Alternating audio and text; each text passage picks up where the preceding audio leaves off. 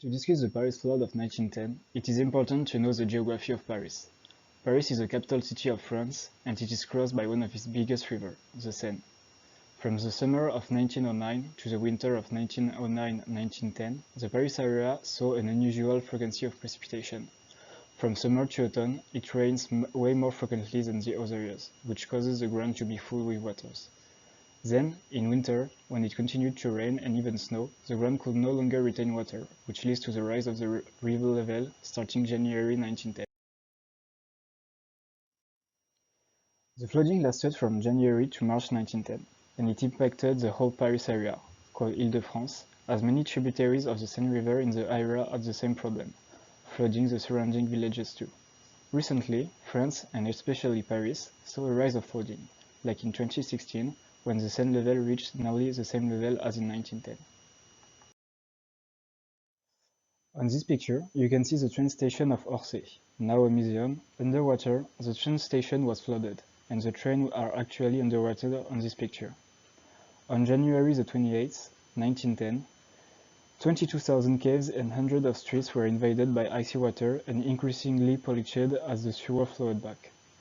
The health situation was becoming increasingly worrying as cases of typhoid and scarlet fever were reported. In Paris, 20,000 buildings were flooded and severely damaged, and, in the surrounding area of Paris, it is more than 30,000 houses that were destroyed.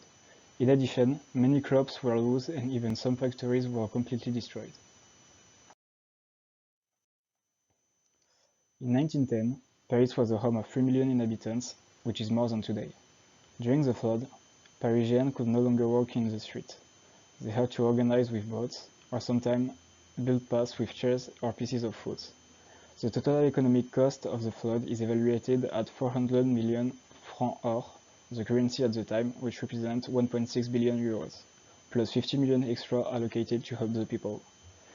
Despite the importance of the flood, official reports stated that no life has been taken by the floods.